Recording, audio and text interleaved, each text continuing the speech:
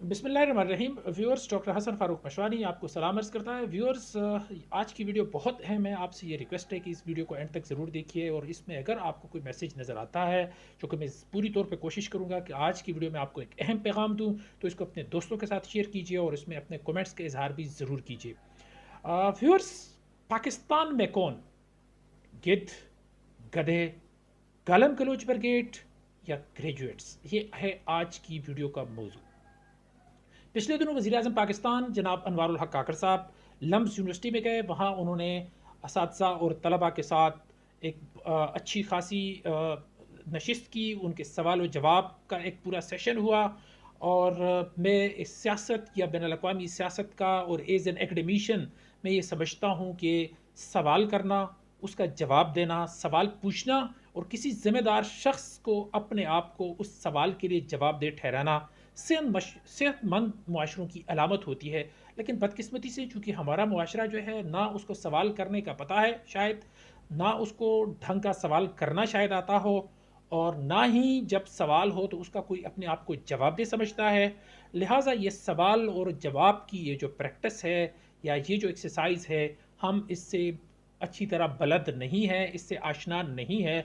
लिहाजा इस पूरे सेशन को हमारी मीडिया ने ऐसे उछाला जैसे पता नहीं क्या हो गया, कोई तूफान आ गया, कोई पता नहीं कोई मतलब कोई अजीब व गरीब किस्म का जैसे वाक़या हो गया हो कि जी वो जैसे कहते हैं ना जी, सही लताड़ के रख दिया और ये कर दिया और वो कर दिया। तो आइए इस मौजू पे ज़रा तफसील से बात करते हैं। पहले उस वाक़ये को ज़रा वो करते हैं और फिर इसको अपने मौजू के साथ कनेक्ट करते हैं। मैं ये समझता हूँ कि वज़ीर आज़म पाकिस्तान जनाब अनवारुल हक काकर साहब ने एक बहुत ही ज़बरदस्त उन्होंने इनिशिएटिव लिया कि उन्होंने, क्योंकि वो एक बहुत बड़े अवामी लीडर तो है नहीं, किसी बहुत बड़ी पार्टी के लीडर नहीं है कि वो जाएं और किसी जगह पे अवामी मजमे से ख़िताब करें जहाँ लाखों लोग उनकी बात सुने। तो उन्होंने एक तालीमी इदारे को चुना और पाकिस्तान के बेहतरीन तालीमी इदारों में से एक को उन्होंने चुना और वहाँ पर वो गए और उन्होंने असातिज़ा और तलबा से बातचीत की। तो मैं ये समझता हूँ कि एक बहुत ज़बरदस्त उनकी तरफ से इनिशिएटिव था कि वो गए और उन्होंने तलबा के साथ बात की, उनके सवालों के जवाब दिए। दूसरी तरफ मैं तलबा को भी इस चीज़ पे पूरे फुल क्रेडिट दूंगा कि उन्होंने बहुत बेहतरीन अंदाज में सवाल पूछे, कॉन्फिडेंस के साथ पूछे, मुख्तलिफ मौज़ूआत के ऊपर पूछे, अंदरूनी और बैरूनी जो पाकिस्तान के चैलेंजेस है उनके बारे में उन्होंने सवाल और जवाब किए। तो वज़ीर आज़म साहब ने भी बहुत ही कुशादा दिल के साथ उन सारे सवालों के जवाब दिए और मैं समझता हूँ कि उनका अंदाज़ जो था वो एक इंतहाई पढ़ा लिखा था, एजुकेटेड अंदाज़ था उनका। उन्होंने उर्दू में, अंग्रेज़ी में, पश्तो में, तमाम ज़बानों में स्टूडेंट्स को एड्रेस किया, उनके जेन्युइन इश्यूज़ को एड्रेस किया। और जिस तरह उन्होंने रेफ्यूजीज़ के ऊपर बात की, जिस तरह उन्होंने अफ़गान रेफ्यूजीज़ और दीगर सारे जो मामलात थे, मैं डिटेल में नहीं जाना चाहता। तो उस इट शोज़ कि जी वज़ीर आज़म पाकिस्तान जो है वो बहुत सारे इश्यूज़ से बाखबर थे, लिहाजा उन्होंने जवाब दिए। उन्होंने आएँ बाएँ शाएँ करके किसी चीज़ का वो नहीं किया, किसी अपने सेक्रेटरी को, मिलिट्री सेक्रेटरी को, किसी दूसरे सेक्रेटरी को नहीं कहा कि हाँ जी तुसी दसो की एदा की है तो की करना है। तो इस तरह का कोई चीज़ सीन नहीं था। तो मैं ये समझता हूँ कि वज़ीर आज़म पाकिस्तान को फुल क्रेडिट, उनको पूरा यानी इस चीज़ पे hats up to you sir, and same is the case to the students. Guys, you did a wonderful job. आपने पाकिस्तान की 25 करोड़ आबादी वाले मुल्क के तकरीबन हर फर्द की आंखें खोली कि सवाल सेहतमंद मुआशरे की एक अलामत होती है, उसकी एक रिफ्लेक्शन होती है। आपका सवाल करने का अंदाज, आपका नॉलेज, आपका कॉन्फिडेंस बहुत ज़बरदस्त था, amazing, great job the students of LUMS. Third, the administration of LUMS also के और उनकी वहाँ की जो एकेडमिया है, फुल क्रेडिट टू दैम कि उन्होंने वज़ीर आज़म पाकिस्तान को और स्टूडेंट्स को आमने सामने किया। कोई मुझे, चूँकि मैं ख़ुद एकेडमिया से हूँ, तो मुझे कोई इस तरह वो नहीं लगा क्योंकि ऑर्केस्ट्रेट किस्म का सवाल था। यूजुअली यही किया जाता है कि लोगों को पहले सवाल याद करवाए जाते हैं या उनको बताए जाते हैं, वो सवाल पूछते हैं, लेकिन मुझे ज़ाती तौर पे ऐसा कोई सीन नज़र नहीं आया।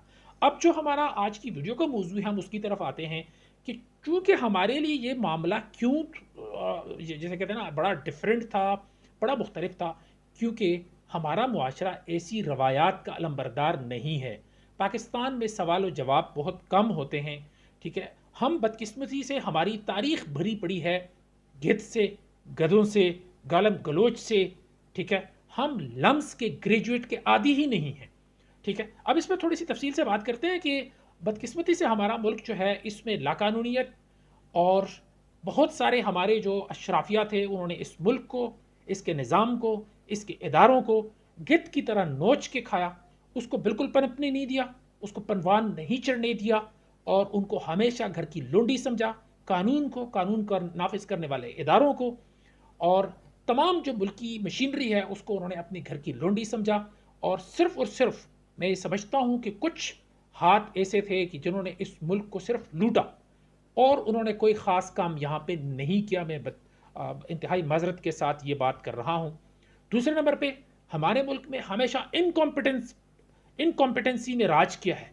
इनकॉम्पिटेंट लोगों ने इस मुल्क के ऊपर राज किया है, जिनको कभी भी जो है ना यानी उनको पूरी तरह नॉलेज नहीं रहा, उन्होंने कभी मेहनत नहीं की और काबिल आदमी, टैलेंटेड लोग और जिसे कहते हैं ना अहल लोग कभी भी इस निज़ाम में आगे नहीं आ सके।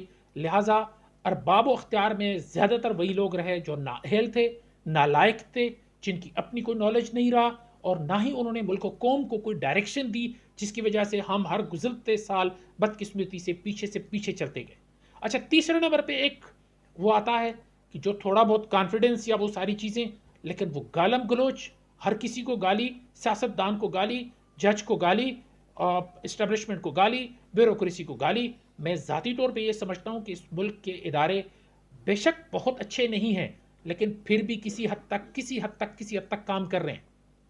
ठीक है, ख्वाह इस मुल्क का अदलिया हो, ख्वाह इस मुल्क की इंतज़ामिया हो, ख्वाह इस मुल्क की मुकर्रना हो, जो भी हो, फ़िलहाल तक हमारा जो मुल्क खड़ा है वो इन इदारों के ऊपर खड़ा है। तो हर किसी को गाली देना, कॉन्फिडेंस का नाम गाली से मशरूत कर देना या उसको उसका नेमल बदल समझना, ये भी हमारी बदकिस्मती रही है। और सोशल मीडिया के आते ही तो लोगों ने ऐसे ऐसे वो शुरू कर दिए हैं, बग़ैर किसी तहकीक के, बग़ैर किसी रिसर्च के, बस हम किसी चीज़ के पीछे लग जाते हैं और उसका तिया पांचा एक करके हम छोड़ते हैं। तो ये भी कोई ठीक तरीका नहीं है। मैं समझता हूँ कि जो चौथा ऑप्शन है that is the graduate and the graduate of the kinds from LUMS university की तरह ग्रेजुएट के हाथों में इस मुल्क का मुस्तकबिल होना चाहिए, जो सवाल करते भी हों, सवाल करना जानते भी हों और अपने आप को के अंदर उनमें अपने ऊपर उनको कॉन्फिडेंस हो। जिन बच्चों ने जैसे सवाल किए, लिटरली इट वाज अमेजिंग। मैं क्रेडिट देता हूँ उनको, लेकिन साथ में मैं क्रेडिट वज़ीर आज़म साहब को भी देता हूँ कि उन्होंने बहुत अच्छे तरीके से उनको जवाब दिए।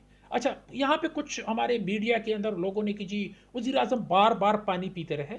सिंस जब एक इंसान काफ़ी देर तक बोलता है तो उसको एक घूंट दो घूंट पानी पीने की ज़रूरत पेश आ जाती है। हम इन चीज़ों से अपने आप को क्यों नहीं अपने आप को एडेप्टेशन हमारी हम करते, अपने आप को इन चीज़ों के साथ हम आहंग क्यों नहीं करते? किसी चीज़ को हमें अप्रिशिएट भी करना चाहिए, कोई चीज़ अच्छी भी होनी चाहिए। जब तक हमने अपने आप को पढ़े लिखे लोगों के साथ या पढ़े लिखे लोगों को अरबाब अख्तियार नहीं दिया तो हमारा मुल्क पीछे ही जाता जाएगा। मैं वज़ीर आज़म पाकिस्तान के नॉलेज को भी अप्रिशिएट करता हूँ, उन्होंने फ्रेंच रिवॉल्यूशन की भी बात की और perhaps he is one of the politicians जिनको ये पता है कि अफ़गान रिफ्यूजीज़ के बारे में यूनाइटेड नेशन का जो रिफ्यूजी चार्टर है, जो कि 951 का कन्वेंशन है, पाकिस्तान उसका सिग्नेटरी नहीं है। How many politicians in Pakistan know about this thing?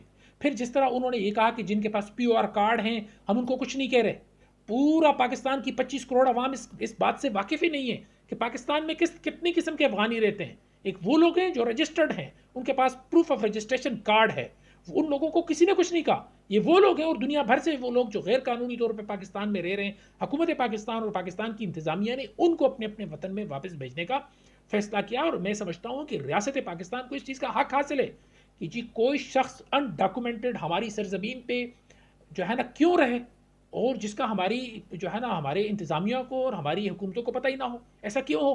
क्या हम भी किसी मुल्क में रह सकते? क्या हम दुनिया के किसी मुल्क में से जा सकते? नहीं जा सकते।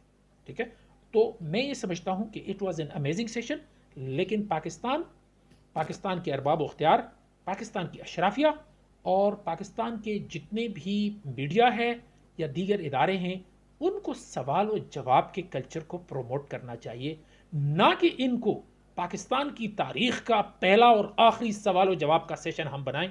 अपने इर्द गिर्द के लोगों का और वतन अजीज़ पाकिस्तान का बहुत सारा ख्याल रखिए। अस्सलामु अलैकुम।